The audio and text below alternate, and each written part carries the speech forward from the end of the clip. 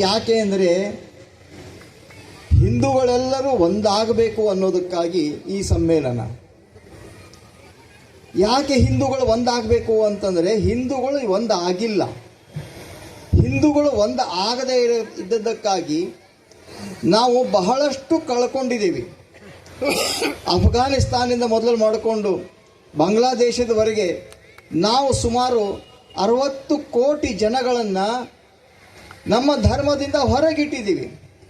ಅದಕ್ಕೆ ಹೊಣೆಗಾರರು ನಾವೇ ಇದ್ದೀವಿ. ಇವತ್ತು ನಮ್ಮ ಶತ್ರುಗಳನ್ನು ನಾವೇ ತಯಾರು ಮಾಡ್ಕೊಳ್ಳುವಂಥವ್ರು ಅನ್ನುವಂಥ ಸ್ಥಿತಿಗೆ ನಾವು ಬಂದು ಮುಟ್ಟಿದ್ದೀವಿ. ಆದರೆ ಇದರಿಂದ ನಮ್ಮ ದೇಶಕ್ಕೆ ಅಷ್ಟೇ ಅಲ್ಲ, ಇಡೀ ಜಗತ್ತಿಗೆ ಬಹುದೊಡ್ಡ ಹಾನಿ ಆಗೋದಿದೆ. ಅದಕ್ಕಾಗಿ ನಾವೆಲ್ಲ ಹಿಂದೂಗಳು ಇವತ್ತು ಒಂದಾಗಬೇಕಾದಂಥದ್ದು ಅತ್ಯಂತ ಅವಶ್ಯ ಇದೆ. ಇದೀಗ ಅನೇಕರು ಹಿಂದುತ್ವದ ಬಗ್ಗೆ ಸಾಕಷ್ಟು ಚೆನ್ನಾದಂತಹ ನುಡಿಗಳನ್ನು ಆಡಿದ್ದಾರೆ. ರಾಷ್ಟ್ರೀಯ ಸ್ವಯಂ ಸೇವಕ ಸಂಘ ಹೇಳುವಂಥದ್ದು ಇಷ್ಟೇ, ಯಾವ ರೀತಿ ಸುಪ್ರೀಂ ಕೋರ್ಟ್ ಹೇಳಿದೆ ಇದೊಂದು ಜೀವನ ಶೈಲಿ ಅನ್ನುವಂಥದ್ದು, ಅದೇ ರೀತಿ ಭಾರತವನ್ನು ನನ್ನ ಮಾತೃಭೂಮಿ ಅಂತ ಯಾರ್ಯಾರು ತಿಳಿತಾರೋ, ಭಾರತದಲ್ಲಿ ಅರಳಿರುವಂತಹ ಈ ಶ್ರೇಷ್ಠ ಸಂಸ್ಕೃತಿ ನನ್ನದು ಅಂತ ತಿಳಿತಾರೋ ಅವರೆಲ್ಲರೂ ಹಿಂದೂ. ದೇವರ ಪೂಜೆ ಮಾಡುವವರು ಹಿಂದೂ, ದೇವರ ಪೂಜೆ ಮಾಡುವುದಿಲ್ಲ ಅನ್ನುವರು ಕೂಡ ಹಿಂದೂಗಳು ಆಗ್ತಾರೆ. ಯಾಕೆಂದರೆ ಹಿಂದೂ ಅನ್ನುವಂಥದ್ದು ಇದು ಯಾವುದೇ ಒಂದು ರಿಚುವಲ್ಸ್, ಒಂದು ಕರ್ಮಕ್ಕೆ ಅಂಟಿಕೊಂಡಂತಹದ್ದು ಅಲ್ಲ. ಇದು ಜಗತ್ತಿಗೆ ನಮ್ಮ ಪರಿಚಯ. ಇದು ಒಂದು ರಾಷ್ಟ್ರೀಯತೆ. ನಮ್ಮ ರಾಷ್ಟ್ರೀಯತೆ ಅಂದರೆ ಹಿಂದೂ ಅನ್ನುವಂಥದ್ದು ನಾವೆಲ್ಲರೂ ಮನಗಾಣಬೇಕು. ಹೀಗಾಗಿ ನಾವು ಹಿಂದೂಗಳು ಯಾಕೆ ಒಂದಾಗಬೇಕು ಅಂತಂದರೆ, ಜಗತ್ತಿಗೆ ಧರ್ಮವನ್ನು ಕೊಟ್ಟಂತಹ ಯಾವುದಾದರೂ ಒಂದು ಧರ್ಮ ಇದ್ದರೆ ಅದು ಕೇವಲ ಹಿಂದೂ ಧರ್ಮ. ಅದನ್ನು ನಾವು ಮೊದಲು ಹಿಂದೂ ಅಂತ ಕರೀಲಿಲ್ಲ, ಆದರೆ ಅದನ್ನು ಕಂಡುಕೊಂಡಂಥವರು ಭಾರತೀಯರು ಅಂತ ಹೇಳಿ ಜಗತ್ತು ನಮ್ಮನ್ನು ಹಿಂದೂ ಅಂತ ಕರೀತು. ನಾವೆಲ್ಲರೂ ಅದನ್ನು ಅಭಿಮಾನದಿಂದ ಸ್ವೀಕಾರ ಮಾಡಿ ಇದು ಹಿಂದೂ ಧರ್ಮ ಅಂತ ಜಗತ್ತು ನಮ್ಮನ್ನು ಗುರುತಿಸ್ತದೆ. ನಿಮಗೆ ಒಂದು ಸಣ್ಣ ಉದಾಹರಣೆ ಕೊಡ್ತೀನಿ. ನಮ್ಮ ದೇಶದ ಒಬ್ಬ ಖ್ಯಾತ ರಾಜಕಾರಣಿ ಇದ್ದಾರೆ, ದೊಡ್ಡ ಆರ್ಥಿಕ ತಜ್ಞರು ಇದ್ದಾರೆ, ಹಾರ್ವರ್ಡ್ ಯೂನಿವರ್ಸಿಟಿಯಲ್ಲಿ ಪ್ರೊಫೆಸರ್ ಅವರು ಒಂದ್ಸರಿ ಚೀನಾ ದೇಶಕ್ಕೆ ಹೋಗಿದ್ದರು. ಅಲ್ಲಿ ಚೀನಾ ದೇಶದಲ್ಲಿ ಅವ್ರದ್ದೊಂದು TV ಇಂಟರ್ವ್ಯೂ ಮಾಡಿದರು. ಆ ಇಂಟರ್ವ್ಯೂ ಮಾಡುವವರು ಅವರಿಗೊಂದು ಪ್ರಶ್ನೆ ಕೇಳಿದರು, ನಿಮ್ಮ ಜಾತಿ ಯಾವುದು ಅಂತ ಕೇಳಿದರು. ಆಗ ಇವರು ಹೇಳಿದರು, ನಾನು ಹಿಂದೂ ಅಂತ ಹೇಳಿದರು. ಆಗ ಇಂಟರ್ವ್ಯೂ ಮಾಡಿದವರು ಹೇಳಿದರು, ಹಿಂದೂ ಅನ್ನುವಂಥದ್ದು ಅದು ನಿಮ್ಮ ನ್ಯಾಷನಾಲಿಟಿ, ಆದರೆ ನಿಮ್ಮ ಜಾತಿ ಯಾವುದು ಅಂತ ಕೇಳಿದ. ಇದರ ಅರ್ಥ ಏನು ಅಂದರೆ, ಜಗತ್ತಿಗೆ ಗೊತ್ತದೆ ಭಾರತ ಒಂದು ಹಿಂದೂ ರಾಷ್ಟ್ರ, ಇಲ್ಲಿರುವವರೆಲ್ಲರೂ ಹಿಂದೂಗಳು ಅನ್ನುವಂಥದ್ದು. ಹೀಗೆ ಜಗತ್ತು ನಮ್ಮನ್ನು ಹಿಂದೂ ಅಂತ ಗುರುತಿಸ್ತದೆ. ಕೆಲವು ವರ್ಷಗಳ ಹಿಂದೆ ಇಂಡಿಯನ್ ಎಕ್ಸ್‌ಪ್ರೆಸ್ ಪತ್ರಿಕೆಯಲ್ಲಿ ಒಂದು ಸುದ್ದಿ ಬಂದಿತ್ತು. ಹಜ್ ಯಾತ್ರೆಗೆ ಹೋದಂಥ ಈ ದೇಶದ ಮುಸಲ್ಮಾನ್ ಬಂಧುಗಳು ಅಲ್ಲಿ ಬರೆಸಬೇಕು ತಾವು ಯಾರು ಎಲ್ಲಿಂದ ಬಂದಿದ್ದೀವಿ ಅಂತ. ಅವರೆಲ್ಲರೂ ನಾವು ಭಾರತದಿಂದ ಬಂದಿದ್ದೀವಿ ಅಂತ. ಓ, ನೀವು ಹಿಂದೂಗಳು ಅಂತ ಅವರಂದ್ರು. ಅಲ್ಲಿಯವರು ಯಾರು ಬರ್ಕೊಳ್ತಾ ಇದ್ದಾರೆ, ನೋ ಇಲ್ಲ, ನಾವು ಹಿಂದೂಗಳಲ್ಲ, ನಾವು ಭಾರತದಲ್ಲಿ ಇರ್ತೀವಿ, ನಾವು ಮುಸಲ್ಮಾನರು. ಆಗ ಅವ್ರು ಹೇಳಿದರು, ಭಾರತದಿಂದ ಯಾರೇ ಬಂದರೂ ಅವ್ರು ಹಿಂದೂ.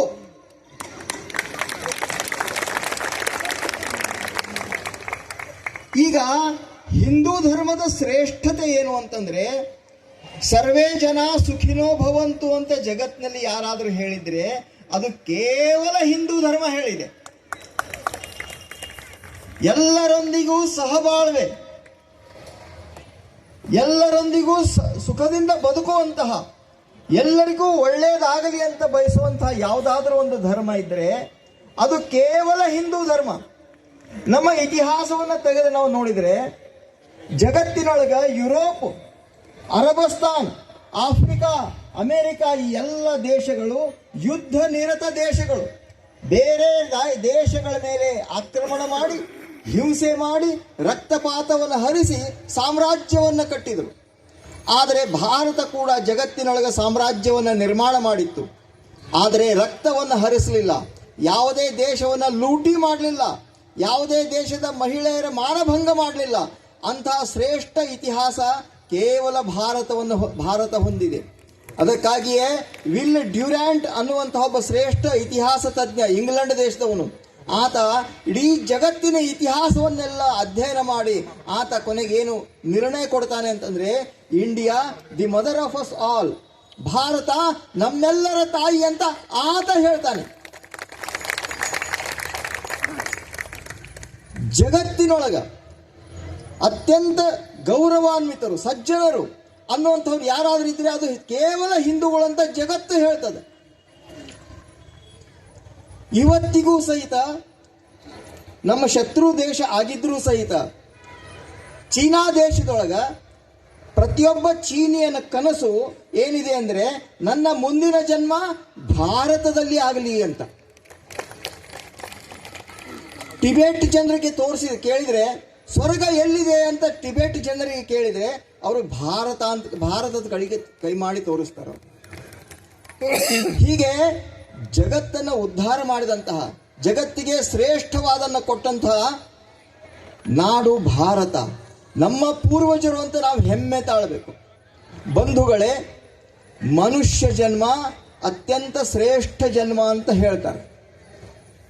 ಎಷ್ಟೋ ಜನ್ಮದ ಪುಣ್ಯದ ಪ್ರಾಪ್ತಿಯ ಫಲವಾಗಿ ಮನುಷ್ಯ ಜನ್ಮ ಪ್ರಾಪ್ತಿ ಆಗ್ತದಂತೆ.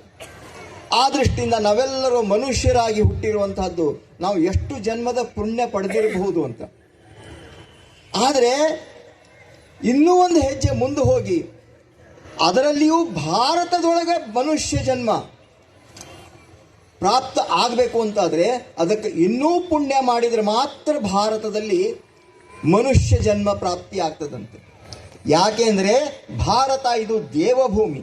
ಜಗತ್ತಿನ ಅನ್ಯ ಭಾಗದೊಳಗೆ ದೇವದೂತರು ಜನ್ಮ ತಾಳ್ತಾರೆ, ಆದರೆ ದೇವರೇ ಅವತಾರ ತಾಳಿ ಬರುವಂತಹ ಯಾವುದಾದ್ರೂ ಒಂದು ನಾಡಾಗಿದ್ದರೆ ಅದು ಕೇವಲ ಭಾರತ. ಅಂತಹ ಭಾರತದಲ್ಲಿ ನಾವು ಮಾನವರಾಗಿ ಜನ್ಮ ತಳೆದಂಥದ್ದು ನಮಗೆ ಎಷ್ಟು ಜನ್ಮದ ಪುಣ್ಯದ ಪ್ರಾಪ್ತಿ. ಒಬ್ಬ ಕವಿ ಹೇಳ್ತಾನೆ, ಭಗವಂತನಲ್ಲಿ ಪ್ರಾರ್ಥನೆ ಮಾಡ್ತಾನೆ, ನನಗೆ ಭಾರತದೊಳಗ ಮನುಷ್ಯನಾಗಿ ಜನ್ಮ ತಳಿಲಿಕ್ಕೆ ಅವಕಾಶ ಇಲ್ಲ ಅಂತಾದರೆ ಒಂದು ಕ್ರಿಮಿಯಾಗಿ ಕೀಟವಾಗಿ ಆದರೂ ನನಗೆ ಭಾರತ ದೇಶದೊಳಗೆ ಜನ್ಮ ಕೊಡುವಂತ ಬೇಡ್ಕೊಳ್ತಾನ. ಇಂತಹ ಶ್ರೇಷ್ಠ ದೇಶ. ನಮ್ಮ ಜಗತ್ತಿನ ಇತರ ಧರ್ಮದವರು ಮನುಷ್ಯನನ್ನ ಪಾಪಿ ಅಂತ ಕರೀತಾರೆ, ಆದರೆ ಹಿಂದೂ ಧರ್ಮ ಮಾತ್ರ ಮನುಷ್ಯನನ್ನ ಅಮೃತಸ್ಯ ಪುತ್ರ ಅಂತ ಕರೀತಾರೆ. ಹೀಗೆ ಇಷ್ಟು ಶ್ರೇಷ್ಠವಾದಂತಹ ದೇಶ, ಇಷ್ಟು ಶ್ರೇಷ್ಠವಾದಂತಹ ಧರ್ಮ ಯಾರಿಗೂ ಅನ್ಯಾಯ ಬಯಸೋದಿಲ್ಲ. ಯಾವುದೇ ದೇವರ ಪೂಜೆಯನ್ನು ಮಾಡ್ರಿ, ಅದು ಒಬ್ಬನೇ ದೇವರಿಗೆ ಹೋಗಿ ತಲುಪ್ತದೆ ಅನ್ನುವಂತಹ ಶ್ರೇಷ್ಠ ಸಂದೇಶವನ್ನು ಜಗತ್ತಿಗೆ ಸಾರಿದಂತಹ ಈ ನಾಡು ಇವತ್ತು ಅನ್ಯಾಯ, ಶೋಷಣೆ, ಹಿಂಸೆಯಿಂದ ನಲುಗಿ ನಾವೆಲ್ಲ ಹಿಂದೂಗಳು ನಮ್ಮ ಹಿಂದುತ್ವವನ್ನು ಮರೆತು ಪರಸ್ಪರ ಕಚ್ಚಾಡ್ತಾ ಜಾತಿಗಳಿಂದ ಒಡೆದು ಹೋದಂತಹ ಒಂದು ಸಮಾಜವಾಗಿ 1000 ವರ್ಷ ಗುಲಾಮಗಿರಿಯಲ್ಲಿ ತೊಡಗಿ ನಾವು ನಮ್ಮದೆಲ್ಲವನ್ನು ಕಳ್ಕೊಂಡಂತಹ ಅತ್ಯಂತ ದರಿದ್ರ ದೇಶಗಳಲ್ಲಿ ಒಂದು ಅಂತ ಗುರುತಿಸಲ್ಪಟ್ಟಂತಹ ಒಂದು ರಾಷ್ಟ್ರವಾಗಿದ್ದು ನಮ್ಮ ದೇಶದ ಅತ್ಯಂತ ದುರ್ದೈವ. ಆದರೆ ಭಾರತದ ಶ್ರೇಷ್ಠತೆ ಇರುವಂತಹದ್ದು ಪುನರಪಿ ಭಾರತ ತಾನು ಕಳೆದುಕೊಂಡಿದ್ದಂತಹ ಎಲ್ಲವನ್ನ ಸಂಪಾದನೆ ಮಾಡಿಕೊಂಡು ಪುನಃ ಜಗತ್ತಿನಲ್ಲಿ ಸರ್ವಶ್ರೇಷ್ಠ ರಾಷ್ಟ್ರವಾಗಿ ಎದ್ದು ನಿಲ್ಲಬೇಕಾದಂತಹದ್ದು ಅವಶ್ಯ ಇದೆ. ಬಂಧುಗಳೇ, ಈ ಜಗತ್ತಿನಲ್ಲಿ ಭಾರತ ಒಬ್ಬ ಸರ್ವಶ್ರೇಷ್ಠ ರಾಷ್ಟ್ರವಾಗಿ ಎದ್ದು ನಿಲ್ಲಬೇಕಾದ್ರೆ ನ್ಯಾಷನಲ್ ಹೈವೇಗಳಿಂದ, ದೊಡ್ಡ ದೊಡ್ಡ ಕಟ್ಟಡಗಳಿಂದ, IT BTಗಳಿಂದ ಆಗಬಹುದು ಸ್ವಲ್ಪ ಮಟ್ಟಿಗೆ. ಆದರೆ ಅದರಿಂದ ಭಾರತ ಜಗದ್ಗುರು ಶ್ರೇಷ್ಠ ರಾಷ್ಟ್ರ ಆಗೋದಿಲ್ಲ. ಅಥವಾ ಯಾರೋ ಒಬ್ಬ ಪ್ರಧಾನಮಂತ್ರಿ, ಶಾಸಕರು, ಮಂತ್ರಿಗಳಿಂದ ಈ ದೇಶ ಶ್ರೇಷ್ಠ ಆಗೋದಿಲ್ಲ. ಇದನ್ನು ನಾವು ಮನಗಾಣಬೇಕು. ಭಾರತ ಯಾವಾಗ ಶ್ರೇಷ್ಠ ಆಗ್ತದಂದ್ರೆ ಸರ್ವಸಾಮಾನ್ಯ ಭಾರತೀಯ, ನಾನೊಬ್ಬ ಹಿಂದೂ, ನಾವೆಲ್ಲರೂ ಹಿಂದೂ, ನಾವೆಲ್ಲರೂ ಬಂಧು ಅನ್ನೋದನ್ನು ನಾವು ಯಾವಾಗ ಕಲಿತೇವೋ, ಯಾವಾಗ ನಾವು ಒಂದಾಗ್ತೀವೋ, ಏಕತ್ರ ಬರ್ತೀವೋ, ಆವಾಗ ಮಾತ್ರ ಸಂಘಟಿತ ಸಾಮಾಜಿಕ ಶಕ್ತಿ ನಿರ್ಮಾಣ ಆಗ್ತದೆ. ಆ ಸಂಘಟಿತ ಸಾಮಾಜಿಕ ಶಕ್ತಿಯಿಂದ ಭಾರತ ಜಗತ್ತಿನೊಳಗ ಒಂದು ಶ್ರೇಷ್ಠ ರಾಷ್ಟ್ರವಾಗಿ ಎದ್ದು ನಿಲ್ಲಲಿಕ್ಕೆ ಸಾಧ್ಯ. ಈ ಸತ್ಯವನ್ನು ನಾವು ಮನಗಾಣಬೇಕು. ಬಂಧುಗಳೇ, ಯಾರು ಏನೇ ಹೇಳಲಿ, ಇವತ್ತಿನ ವಾಸ್ತವಿಕತೆ ಏನು ಅಂದರೆ ನಾವೆಲ್ಲರೂ ಒಂದೊಂದು ಜಾತಿಯಲ್ಲಿ ಜನ್ಮ ತಳೆದಿದ್ದೀವಿ. ಇದು ಇವತ್ತಿನ ವಾಸ್ತವಿಕತೆ. ಆದರೆ ಬಂಧುಗಳೇ, ನಮ್ಮಲ್ಲಿ ಒಂದು ವಿಚಿತ್ರವಾದಂತಹ ಒಂದು ಸ್ವಭಾವ ನಿರ್ಮಾಣ ಆಗಿದೆ. ಅದು ಅಂದರೆ ಮನುಷ್ಯ ತಪ್ಪು ಮಾಡ್ತಾನೆ, ಜಾತಿ ತಪ್ಪು ಮಾಡೋದಿಲ್ಲ. ಈ ಸತ್ಯವನ್ನು ನಾವು ಮರೆತು ಬಿಟ್ಟಿದ್ದೇವೆ. ಹೀಗಾಗಿ ತಪ್ಪು ಮಾಡಿದ ಮನುಷ್ಯನ ಜಾತಿ ಹಿಡಿದು ಬೈಯೋದನ್ನು ನಾವು ಸ್ವಭಾವವಾಗಿ ಮಾಡ್ಕೊಂಡಿದ್ದೀವಿ. ನಾವೆಲ್ಲರೂ ಅದನ್ನು ಬಿಡಬೇಕಾಗಿದೆ. ನಾವು ಎಲ್ಲ ಜಾತಿಯವರು ಸಹಿತ ಒಂದು ವೇದಿಕೆಯ ಮೇಲೆ ಒಂದು ಕಡೆ ನಾವೆಲ್ಲರೂ ಸೇರುವಂತಹ ಒಂದು ಪದ್ಧತಿಯನ್ನು ನಾವು ಹಾಕ್ಕೊಳ್ಬೇಕಾಗಿದೆ. ಅದಕ್ಕಾಗಿ ನಾವು ಮಾಡಬೇಕಾದಂಥ ಒಂದು ಮೂಲ ಮಂತ್ರ ಇದೆ. ಅದನ್ನು ನಾವೆಲ್ಲರೂ ಪಠಿಸಿದರೆ, ಅದನ್ನು ಎಲ್ಲರೂ ಜಾರಿಯಲ್ಲಿ ತಂದರೆ ನಾವು ಒಂದು ಶ್ರೇಷ್ಠ ರಾಷ್ಟ್ರವಾಗಕ್ಕೆ ಬಹುದೊಡ್ಡ ಹೆಜ್ಜೆಯನ್ನು ಮುಂದಿಟ್ಟಂತೆ ಆಗ್ತದೆ. ಅದು ಯಾವುದು ಅಂತಂದರೆ ನಮ್ಮ ಶರಣರು ಹೇಳಿದ್ದಾರೆ ಇವ ನಮ್ಮವ, ಇವ ನಮ್ಮವ, ಇವ ನಮ್ಮವ ಅಂತ ಅನ್ನಬೇಕಾದಂಥದ್ದು. ಯಾಕೆಂದರೆ ನಾವೆಲ್ಲರೂ ಇವನಾರವ ಅಂತ ಕೇಳಲಿಕ್ಕೆ ಸಮರ್ಥರಿದ್ದೀವಿ, ಕೇಳಿಬಿಡ್ತೀವಿ. ಇವ ನಮ್ಮವ ಅಂತ ನಾವು ಇನ್ನೂ ಅಂದಿಲ್ಲ. ಅದಕ್ಕಾಗಿ ಇನ್ನು ಮೇಲಿಂದ ನಾವೆಲ್ಲರೂ ಸಹಿತ ಎಲ್ಲ ಹಿಂದೂಗಳನ್ನು ಇವ ನಮ್ಮವ ಅನ್ನುವಂಥ ಒಂದು ಆತ್ಮೀಯತೆಯಿಂದ, ಪ್ರೀತಿಯಿಂದ, ವಾತ್ಸಲ್ಯದಿಂದ ಹತ್ತಿರ ಕರ್ಕೊಂಡು ಪ್ರೀತಿಯಿಂದ ಬದುಕುವಂಥ ಒಂದು ದೊಡ್ಡ ಕೆಲಸವನ್ನು ನಾವು ಮಾಡಬೇಕಾಗಿದೆ. ಅದಕ್ಕಾಗಿ ಬಂಧುಗಳೇ, ನಾನು ಹೇಳ್ತೀನಿ, ತಾವೆಲ್ಲರೂ ಅದನ್ನು ಉಚ್ಚರಿಸಬೇಕು ಅಂತ ನಾನು ಕಳಕಳಿಯಿಂದ ತಮ್ಮಲ್ಲಿ ವಿನಂತಿ ಮಾಡ್ತೀನಿ. ಅದು ಅಂದರೆ ಇವ ನಮ್ಮವ ಹೇಳಿ ಎಲ್ಲರೂ, ಇವ ನಮ್ಮವ, ಇವ ನಮ್ಮವ. ಈ ಮಂತ್ರವನ್ನು ನಾವು ಪಠಿಸಿದ್ದೇ ಆದರೆ, ಇದರಂತೆ ನಾವು ನಡ್ಕೊಂಡದ್ದೇ ಆದರೆ, ನಮ್ಮನ್ನು ಒಂದುಗೂಡಿಸಿ ನಮ್ಮ ಶ್ರೇಷ್ಠತೆಯನ್ನು ನಾವು ಮೆರೆದ್ವಿ ಅಂತ ಆದರೆ ನಮ್ಮನ್ನು ಒಡಿಲಿಕ್ಕೆ ಸಾಧ್ಯ, ಯಾರಿಗೂ ಸಾಧ್ಯ ಇಲ್ಲ.